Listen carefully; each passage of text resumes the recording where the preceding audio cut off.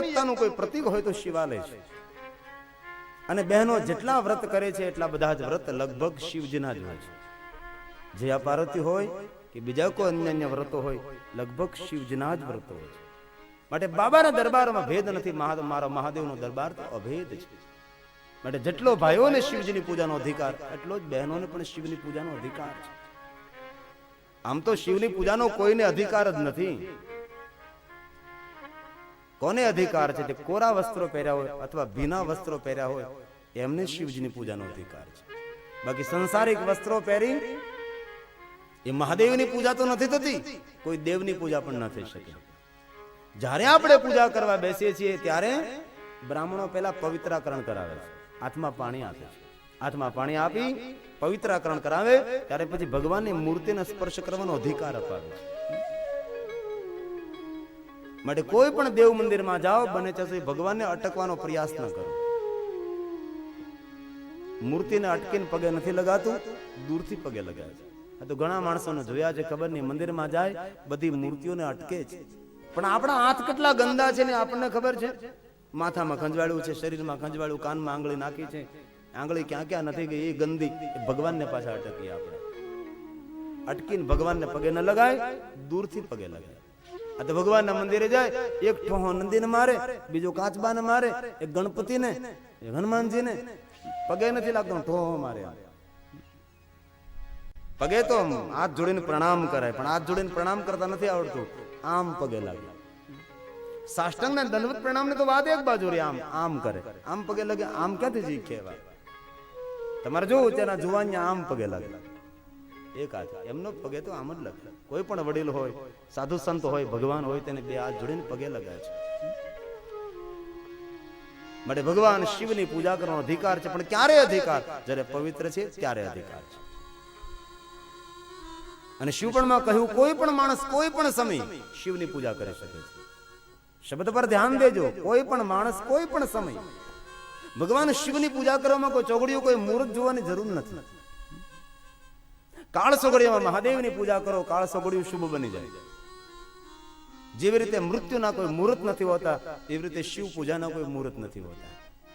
જેવી રીતે શમશાન યાત્રાના કોઈ મુહૂર્ત નથી હોતા, એવી રીતે શિવજીની પૂજાના કોઈ મુહૂર્ત નથી હોતા. જરૂર શિવ યોગનો મહિમા છે, મુહૂર્તનો મહિમા છે. પણ માણસને કોઈ પણ સમયે કોઈ પણ માણસ ભગવાનની પૂજા કરવા જઈ શકે છે. શમશાન યાત્રાનું કોઈ મુહૂર્ત હોય, ઘરમાં દાદાનું મૃત્યુ થયું તો બ્રાહ્મણ પાસે જઈએ આપણે કે દાદા મરી ગયા છે, ક્યાં ચોઘડિયામાં કાઢું શમશાન યાત્રા? એ તો ગમે ચોઘડી હોય ને ગમે મુહૂર્ત હોય, કાઢો જલ્દી, હળગાવી દેવાની. તેના કોઈ મુહૂર્ત નથી હોતા. તેમ શિવાલયમાં ભગવાન શિવનું દર્શન કરવા માટે કોઈ સમય નહીં. કોઈ પણ માણસ કોઈ પણ સમયે જઈ શકે છે. શમશાન અને શિવાલય 24 કલાક ખુલ્લું રાખવામાં આવે છે. નો શિવાલય તાળું હોય, નો શમશાને તાળું હોય. પણ અત્યારે સમય સંજોગો જોઈ બંને જગ્યાએ તાળાઓ મારવા પડે. કારણ કે શિવાલયમાં તાળું ન મારીએ તો કોઈક નાગ લઈ જાય, કોઈક ટોકરાઓ લઈ જાય. શમશાનમાં તાળા ન મળે, ત્યાંથી લાકડા શમશાનના ચોરી જાય છે. શમશાનના લાકડા લોકો રહેવા નથી દેતા. આજે કેટલી અસલામતી. બાકી શમશાન અને શિવાલય તો 24 કલાક ખુલ્લું હોય છે. પ્રાતકાલે શિવ દ્રષ્ટવા નિશી પાપ વિનશ્યતિ. જે કોઈ પ્રાતકાલે શિવજીનું દર્શન કરે છે તેને રાત્રિભર કરેલા પાપોમાંથી મુક્તિ મળે છે. આ જન્મ કૃતમ મધ્યાહને, મધ્યાહને કોઈ ભગવાન શિવનું દર્શન કરે છે તો આખા જન્મના પાપમાંથી મુક્તિ મળે છે. સાયાને સત જન્માની, સંધ્યા સમયે કોઈ શિવનું દર્શન કરે ને તો 7 જન્મોના પાપમાંથી તેને છુટકારો મળે છે. ભગવાન શિવજી પ્રાતકાલ નહીં, મધ્યાહન નહીં, સંધ્યા સમયનો ભગવાન મહાદેવ દેવ છે. મને હજારો કામ છોડીને સંધ્યા સમયે ભગવાન મહાદેવનું દર્શન કરો. સંધ્યા સમયે શિવનું દર્શન કરો.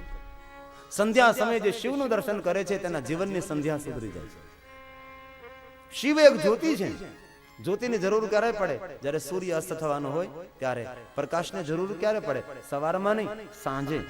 સાંજ જ્યારે ઢળવાની હોય છે, સૂર્ય અસ્ત થવાનો હોય છે, ત્યારે પ્રકાશની જરૂર પડે છે. તો વૃદ્ધ અવસ્થા એ સંધ્યા ટાણું છે. મૃત્યુ એ સૂર્ય અસ્ત છે. મૃત્યુ પછી પ્રકાશની પ્રાપ્તિ કરવી હોય તો શિવની સાધના કરવી પડે છે. શિવ એ જ્યોતિ, શિવ એ પ્રકાશ છે. મળે હજારો કામ છોડીને સંધ્યા સમયે ભગવાન શિવનું દર્શન અવશ્ય કરવું. પણ ખબર નહીં આપણા ગામડાઓની અંદર તો 4:30 આવે બધા ચા પાણી પીને ગામના બધા વડીલો. આ ગામમાં શિવાલય હોય તો રામજી મંદિર હોય, ભગવાનને વાહા દઈ દઈને બેહે. ભગવાન યારે તેને કાંઈ સંબંધ ન હોય. હાથમાં લાકડી હોય, લાકડીને ટેકો દીધો હોય, લીટા કરતો હોય અને ભગવાનને વાહો દઈને બેઠો હોય. અને 6:30 જેવું ટાણું થાય અને પૂજારી આવે શિવાલય કે રામજી મંદિરે, એટલે તરત બોલે કે હાલો મહારાજ આવી જાય, ઘરે જાય, વાળું ટાણું થયું હોય. પેલા મહારાજ આરતી કરવાનું, પેલો ઘરે જાય ગાંડો. ખરેખર આરતી ટાણે સંધ્યા સમયે શિવાલય રામજી મંદિરે આવવું જોઈએ. તેના બદલે પેલો મહારાજ જયારે પૂજા કરવા આવે ત્યારે આ બધા ઘરે ઉપડે ખોખારો મારીને. માર્યો કો કેજો.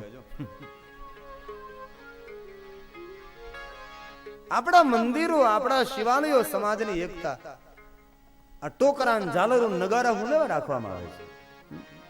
એ બાને સમાજ ભેગો થાય. કોઈ ટોકરો વગાડે, કોઈ ઝાલર વગાડે, કોઈ નગારો વગાડે, કોઈ શંખ વગાડે, એ બાને ગામના 5 માણસો ત્યાં ભેગા થાય. એટલા માટે તો આપણે શિવાલયોના મંદિરો નિર્માણ કર્યું. બાકી ટોકરા વગાડે કે ભગવાન મળી ન જાય, કે નગારું ધબ ધબ ધબ કરવાથી કે ભગવાન ના મળે, કે શંખ ફૂંકવાથી ભગવાન ન મળે, કે ઝાલર વગાડવાથી ભગવાન ન મળે. પણ આ બધી વ્યવસ્થા તેટલા માટે કરી છે કે સમાજના સારા માણસો 5 ત્યાં ભેગા થાય. એટલા માટે આ બધી વ્યવસ્થાઓ કરી છે. પણ હવે તો શું કરીએ, આ જહદણમાં જ તમારે બને. મારા સ્વિચ પાડી દે, ધડબડ ધડબડ ધડબડ ધડબડ ધડબડ ધડબડ થાય અને મારા આરતી કરી લે. ક્યારેક લાઈટ ન હોય તો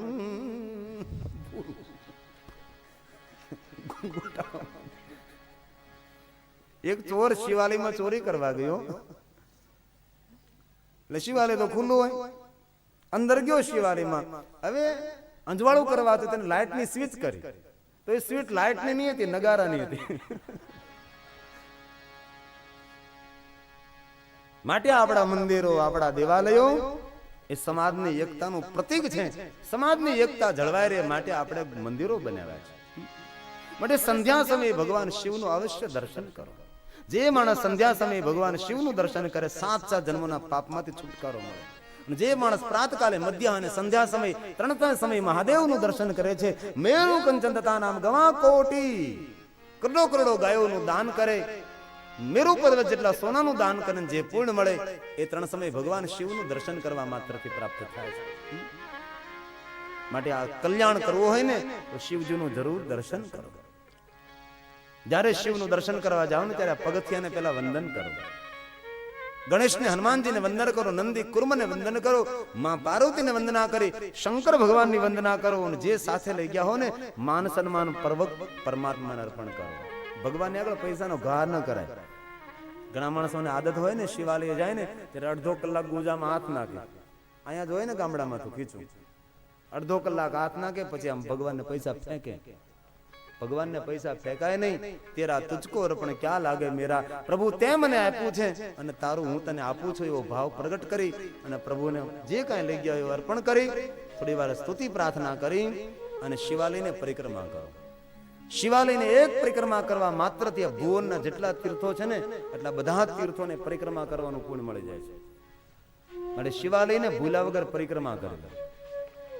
જ્યારે પરિક્રમા કરો ત્યારે જલધારીએથી પાછા વળો, કારણ કે જલધારીનું ઉલ્લંઘન નથી થતું. શંકર ભગવાનની પરિક્રમા પૂર્ણ નથી થતી. કેમ?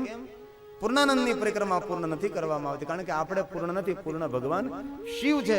માટે પૂર્ણાનંદની પરિક્રમા આપણે અપૂર્ણ હોવાને કારણે નથી કરી શકતા. માટે જલધારીથી પાછા વળો. અને જે શિવજીના સ્નાન કરેલું જલ હોય એ આંખ અને મસ્તક ઉપર લગાવવાથી ગંગા નદીમાં સ્નાન કરવાનું પુણ્ય મળે છે. ફરી પાછા જાઓ, જલધારીથી પાછા મળો. ક્યારેક મુખમાં મૂકી જવાય તો પાપ નથી, દોષ નથી, એક નિયમ છે. શિવજીના સ્નાન કરાવેલું જલ તપોધન બ્રાહ્મણ, અતિત સાધુ અને છંડ એ મુખમાં મૂકવાના અધિકારી છે, બાકી સૌ માથે ચડાવવાના અધિકારી છે. એકી સંખ્યામાં પરિક્રમા કરો, 1 કરો, 3 કરો, 5 કરો. પરિક્રમા કરવા જતો હોય તેને બહારની બાજુમાં રહેવું, પરિક્રમા કરીને જે આવતો હોય તેને અંદરની બાજુમાં રહેવું. આજે શિવાલયની પરિક્રમાનો નિયમ. શિવજીની પરિક્રમા કરી, ભગવાન શિવજીના પૂર્ણ દર્શન કરી અને શિવનું દર્શન કરીને જતા જતા પગરખા તમે પહેરો, એકવાર ફરીવાર દર્શન કરો. શંકર ભગવાનનું દર્શન કરવા જતા હોય દ્વાર સુધી પહોંચે એ પહેલા ચપ્પલ પહેરીએ, બૂટ પહેરીએ, એ પહેલા એકવાર ફરીવાર પાછું ફરીને ભગવાનનું દર્શન કરું. શું લેવા? જે માણસ શિવાલયજીનું દર્શન કરીને જતો જતો પાછો ફરીને એકવાર દર્શન કરે છે, તેને સ્વર્ગલોકની અંદર ગયા પછી તેને મૃત્યુલોકની અંદર પાછું આવવું પડતું નથી. આવા એક દર્શનનો નિયમ છે. આવી રીતે ભગવાન શિવનું દર્શન કરે. અને જેને શિવજીની પૂરેપૂરી પરિક્રમા કરવી હોય તેને જે જગ્યા જલધારી પડતી હોય ત્યાં છંડ બેસાડવામાં આવ્યો હોય છે. એ છંડની હદ પૂરી થાય પછી શિવાલયને પૂરી પરિક્રમા કરી શકાય છે. જે શિવાલયમાં છંડ ન હોય એ શિવાલય પૂર્ણ નથી કહેવાતું. શિવજીના સ્નાન કરાવેલું જલ પડતું હોય અને જલ જ્યાંથી નીચે પડતું હોય ત્યાં એક મોટા કાનવાળો એક છંડ નામની મૂર્તિ બેસાડી હોય છે. એ છંડ બેસાડવો પડે. છંડ ની હદ પૂરી થાય, એ બધું જલ પી જાય, નિષેધથી નીકળી જાય અને પછી શિવાલયની આખી પરિક્રમા પૂરી કરી શકાય છે. સૂતક હોય, અડચણ હોય, અપવિત્ર જન્મનું મરણનું સૂતક હોય ત્યારે શિવજીનું દર્શન કરવા શિવાલય નહીં જવું.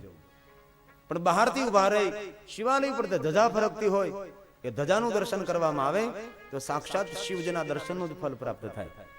ક્યારેક અપવિત્રતા હોય ઘરમાં અને અનેક એવા મહાદેવના ભક્તો છે આ પૃથ્વી ઉપર કે જ્યાં સુધી શિવનું દર્શન ન કરે ત્યાં સુધી મુખમાં જલ ન મેકે. એવા અનેક મહાદેવના ભક્તો આ ધરા પર છે, અત્યારે પણ છે. એવા ભક્તો માટે ઘરમાં સૂતક આવે ત્યારે શિવાલયમાં ન જવું પણ બહાર ઉભા રહી શિવાલય પર ધજા ફરકતી હોય એ ધજાનું દર્શન કરી લેવું. એ શિવ દર્શન છે. અને જે માણસ નિત્ય ભગવાન શિવજીની ધજાઓ જે શિવાલય પર ધજા ફરકતી હોય એ ધજાનું દર્શન જે નિત્ય કરે છે, ધજાનું દર્શન કરનાર માનવની કીર્તિની, ભક્તિની, સંપત્તિની, વિદ્યાની, જ્ઞાનની અને પ્રતિષ્ઠાની ધજા હંમેશને માટે આસમાનમાં ફરકતી રહે છે. રોજ શિવજીની ધજાના દર્શન કરવાનો મહિમા છે. કોઈ પણ ક્ષેત્રમાં તેનો વિજય થાય છે જે માણસ નિત્ય શિવાલયની ધજાનું દર્શન કરે છે. અને ક્યારેક અવસર મળે તો શિવાલય પર ધજા ચડાવો. શિવાલય પર ધજા ચડાવવાથી કોઈ પણ ક્ષેત્રમાં સફળતાઓ મળે છે. માટે જો ભગવાને સંપત્તિ આપ્યું હોય તો શિવાલય ઉપર ધજા ચડાવો. જે માણસ શિવાલય પર ધજા ચડાવે છે, શિવાલય પર ધજા ફરકાવે છે, સમાજમાં તેની કીર્તિની ધજા હંમેશને માટે ફરકતી રહે છે. માટે અવસર મળે તો શિવાલય પર ધજા ચડાવો. અને જે દિવસે શિવાલય પર ધજા ચડાવો તે દિવસે 5 બ્રાહ્મણોને ભોજન કરાવો. 5 બ્રાહ્મણ હોય તો 5 સાધુઓને ભોજન કરાવો. 5 સાધુઓ ન હોય તો 5 બાળકોને ભોજન કરાવો. 5 બાળકો ન હોય તો 5 બાલિકાને ભોજન કરાવો. 5 માણસોને તે દિવસે ભોજન કરાવો જે દિવસે શિવજીને ધજા ચડાવો. અને આપણે તો શું કરીએ, વાવણી થાય ત્યારે ધજાઓ ચડાવીએ છીએ, બાકી તો ધજા ચડાવતા જ નથી. જે મંદિરો ઉપર ધજા ન હોય એ ગામનું અપશુકન થાય છે. શિવાલય પર રામજી મંદિર ધજા ફરે છે. ધજા એ ગામના વિઘ્નોને દૂર કરે છે. ગામના વિઘ્નોને દૂર કરનારી એ ધજા છે. બડે મંદિરો ઉપર ધજા ખંડિત ન થાય તે ધ્યાન ગામના આગેવાનોએ રાખવું. શિવાલય ઉપરથી જે ધજા ઉતરી ગઈ હોય એ ધજાના મહોતા ન બનાવે, એ ધજાના પોતા ન કરાય, એ ધજાની થેલીઓ ન બનાવે, એ ધજાના ઓશિકા ન બનાવે. એ ધજા પ્રસાદ છે, કોઈ ભક્તોને આપો. એ ધજા તેના ઘરમાં રાખે, તિજોરીમાં રાખે, કબાટમાં રાખે, મંદિરમાં રાખે, તેના ઘરની અંદર ધનની વૃદ્ધિ થાય છે. આ ધજાનો મહિમા છે. પણ ખબર નથી, ધજા ઉતરી ગાભો બનાવી નાખે ધજાને. ધજા એ પ્રસાદ છે, એ વિજયનું પ્રતીક છે. શિવાલય પર ધજા ફરકતી હોય અને ધજાનો પડછાયો જેટલા વિસ્તારમાં પડે એ ભૂમિને તીર્થ સમજવું. ઘણા માણસો એમ કહે ને કે શિવાલયની ધજાનો પડછાયો ઘર ઉપર પડે સારું નહીં. એ વાત તદ્દન ખોટી છે. શિવાલયની ધજાનો પડછાયો જો તમારા ઘર ઉપર પડતો હોય તો સમજો તમારું ઘર તીર્થમાં છે.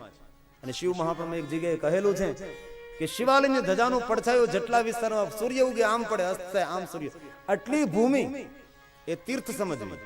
અને એ ભૂમિમાં કોઈ પાપીનું પાપી માણસનું મૃત્યુ થાય તો પણ તેને કૈલાસ ધામની પ્રાપ્તિ થાય. એટલે જેટલા વિસ્તારમાં શિવની ધજાનો પડછાયો પડતો હોય એ ભૂમિ સાક્ષાત તીર્થ છે. અને શિવાલયની આજુબાજુમાં જે કોઈ જલાશય હોય, કૂવો હોય, વાવ હોય, વાવડી હોય, તલાબ હોય કે સરિતા હોય, તે કોઈ સામાન્ય જલ નથી. તેને શિવ જલ સમજવું. તે જલ ગંગા જલ સમાન છે. જે જગ્યાએ શિવાલય આજુબાજુમાં કૂવો હોય, બોર હોય, દાર હોય, તળાવ હોય કે વાવ હોય, કોઈ પણ જળાશય હોય, તે જલ કોઈ સામાન્ય જલ નહીં સમજતા, તેને સાક્ષાત શિવ જલ સમજવું, તેને ગંગા જલ જેટલી માન્યતા આપવી. આવું શિવપણમાં કહ્યું છે. માટે જ્યારે સમય મળે ત્યારે અચૂક ભગવાન શિવજીના શિવાલય દર્શન કરવા જાઓ. જીવનમાં કોઈ વિઘ્ન નહીં આવે, કોઈ દુઃખ નહીં આવે. જો કે આપ તો જંગોળવાળા તો દૂર રોજ જતા હશો સુખનાથ મહાદેવના દર્શને. એ તો પૂજારી બાપુને પૂછીએ ત્યારે ખબર પડે કેટલાક આવે છે. રોજ જવું શિવાલય. રોજ ન જઈ શકો તો મહિનામાં એક વાર તો જાઓ. મહિને એક વાર ન જાઓ તો વર્ષમાં એક વાર મહાશિવરાત્રી આવે ત્યારે તો શિવાલય જવું જોઈએ. માટે પ્રાતકાલે ભગવાન શિવજીના શિવાલય ન જઈ શકો તો પ્રાતકાલે શિવજીને યાદ કરો, મધ્યાહને યાદ કરો. મધ્યાહને જે શિવજીને યાદ કરે ને તેને સૂર્ય ચમકતો રહે છે. રાતના 12 વાગે જે શિવજીને યાદ કરે તેના જીવનમાં કોઈ દુઃખ રૂપી અંધકાર ના આવે. અને સંધ્યા સમયે જે શિવને યાદ કરે ને તેને 7 જન્મોના પાપમાંથી મુક્તિ મળે છે. ભગવાન શિવજી સંધ્યાનો દેવ છે.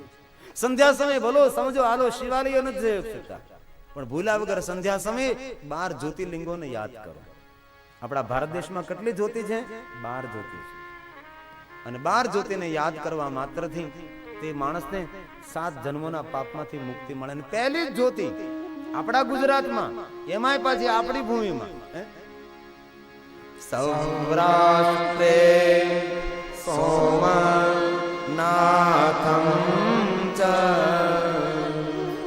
શ્રીશૈલે મલ્લિકાર્જુનમ ઉજ્જૈન્યા મહાકાલ ઓંકારં મમલેશ્વરં પરલ્યા નાથં ચ દાકિના ભીમ શંકર સેતો બંધે તુ રામેશં નાગેશં દારુકાવને વારાણસ્યાં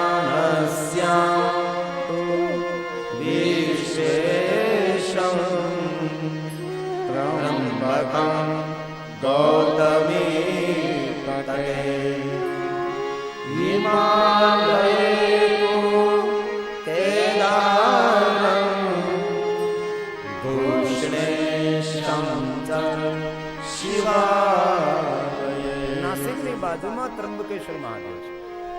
સામેની બાજુમાં બ્રહ્મગીરી પર્વત છે. એક બાજુ નીલાંબિકા પર્વત છે. બંને પર્વતોની વચ્ચે ત્રંબકેશ્વર મહાદેવ છે. જે પીઠની અંદર 3 શિવલિંગ છે માટે ત્રંબકેશ્વર કહેવાય છે.